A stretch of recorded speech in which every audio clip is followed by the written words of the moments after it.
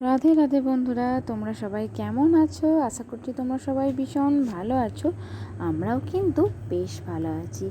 আজ হলো মঙ্গলবার, তোমাদের সবাইকে সাথে নিয়ে আজকের ব্লগটা শুরু করলাম। সাথে থেকো, আশা করছি আজকের ব্লগটাও তোমাদের অন্য দিনের মতো খুব সুন্দর লাগবে। তো প্রথমেই ঘুম থেকে উঠে ফ্রেশ হয়ে নিয়ে ঠাকুর প্রণাম সেরে একদম চলে এসেছি মেয়ের টিফিন বানাতে। তো এখন ঘড়িতে বাজবে ওই 5:30টার মতো। তো মেয়ে 6টার দিকে স্কুলে বেরিয়ে যায়।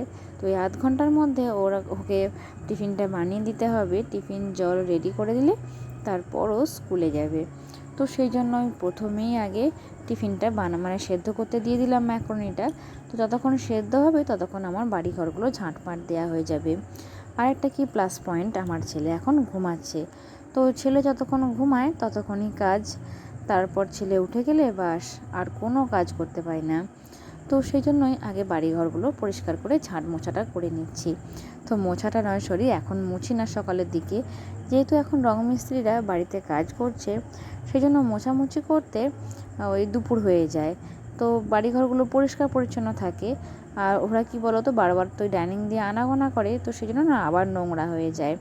তারপর বাইরে যে আমাদের যে কালার করা হয়েছিল সেগুলো তো এখন ঘষা হচ্ছে, সেগুলো তো কি বলো তো, ওই যে নোংরাগুলো নিচে পড়ছে উড়ে উড়ে, আর জল দিয়ে ধোয়া হচ্ছে। তো বাড়িঘর পুরো নোংরা হয়ে যাচ্ছে জানো তো।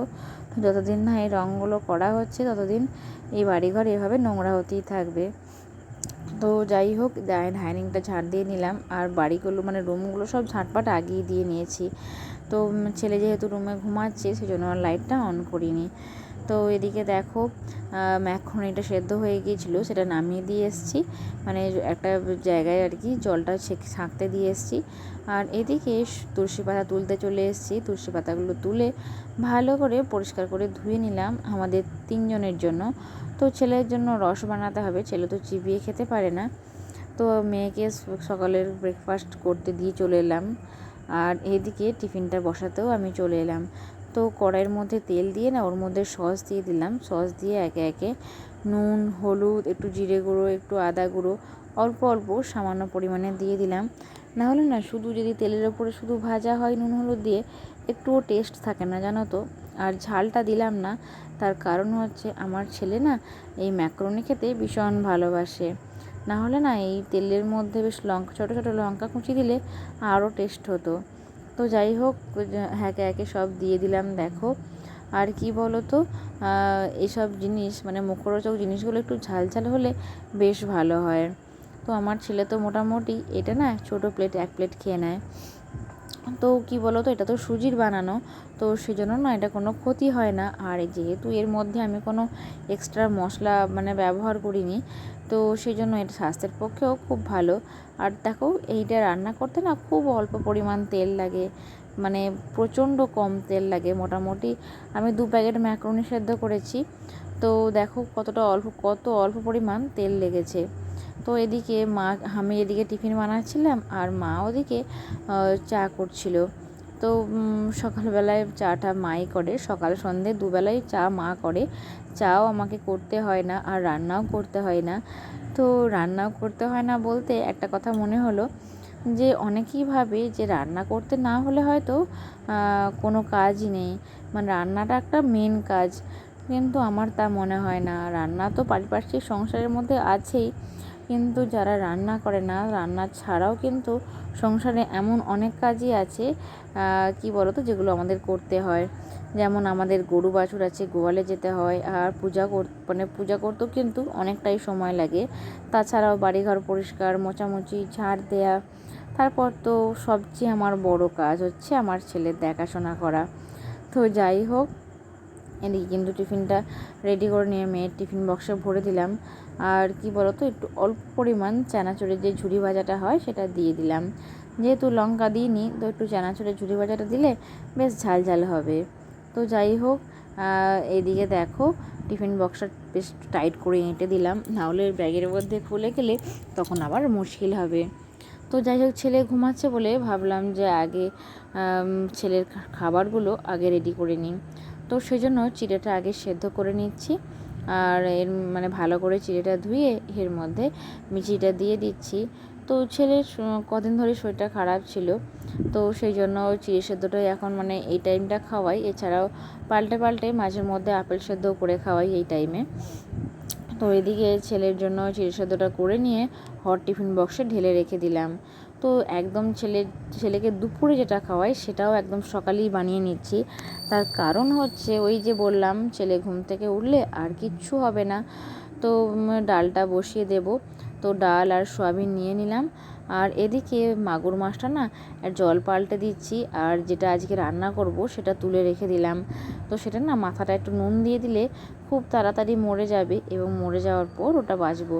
তো এগুলো তো মধ্যে তো খুব কাঁটা থাকে, তো কি বলো তো, কাঁটা থাকলে না ওগুলো বেঁধে দিলে একদম হাত মানে কেটে যায় এবং প্রচণ্ড যন্ত্রণা হয়, এমনকি জ্বরও চলে আসে।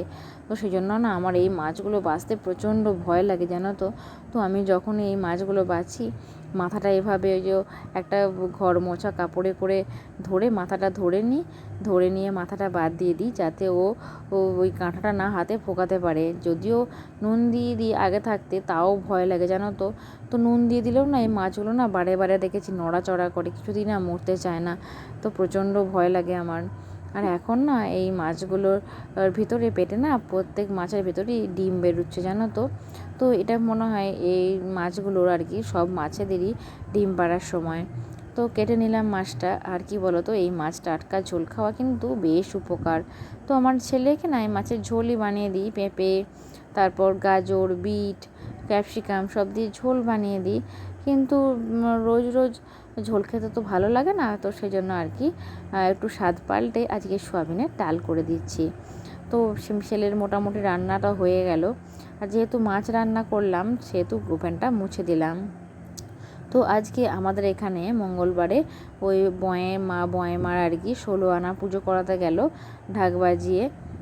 তো এদিকে দেখো ঠাকুর ঘরের পুজোটাও হয়ে গেছে, পুজো সেরে একদম চলে এসেছি রান্নাঘরে।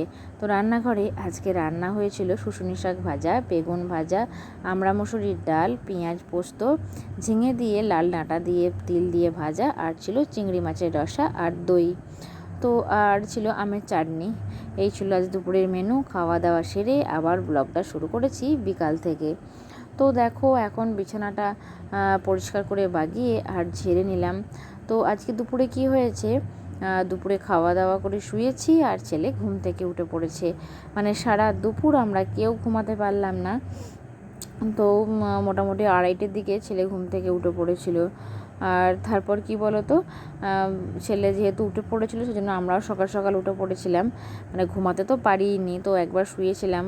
তো এদিকে দেখো জানলার দিকে যে মানি প্ল্যান্ট গাছগুলো ছিল সেগুলো একটু জল দিয়ে দিচ্ছি, কেননা এদিকে ডাস্টগুলো না সব এই গাছের ওপর পড়েছিল। তারপর একটু জানলাগুলো ধুয়ে পরিষ্কার করে দিলাম দুদিকে জানলায়। তো প্রচণ্ড ধুলো পড়েছিল, ওই যে বললাম যে বাইরেটা ঘষাঘষি চলছে এখন, তো সেই জন্য আর কি বাইরেটা ধুয়ে দিলাম জানলাগুলো। আর এদিকেই ড্রেসিং টেবিলটা একটু মুছে দিচ্ছি। তো আমার ছেলে না এই রুমের মধ্যে ভাত খাওয়ালে মানে ওই সগড়ি নিয়ে একদম চলে আসে এই ড্রেসিং টেবিলে। তো কাঁচটার মধ্যে না লাগিয়ে দিয়েছিল, জানো তো। তো একটু কলিন দিয়ে ভালো করে পরিষ্কার করে মুছে দিচ্ছি। তো যাই হোক, আগের ব্লগে রিয়া অধিকারী কমেন্ট করেছে, আমাদেরও তোমার ব্লগ দেখে অভ্যাস হয়ে গেছে, তো এভাবেই পাশে থেকো এবং প্রতিদিন আমার ব্লগ একদম স্কিপ না করে পুরোটা দেখো। তো যাই হোক, দেখো শোকেসটা একদম মুছে নিচ্ছি। তো কি বলো তো, জানলা দরজা যতই বন্ধ থাকুক তবু না এগুলো ঠিক কোথা থেকে না কোথা থেকে ধুলো এসে বসে যায়।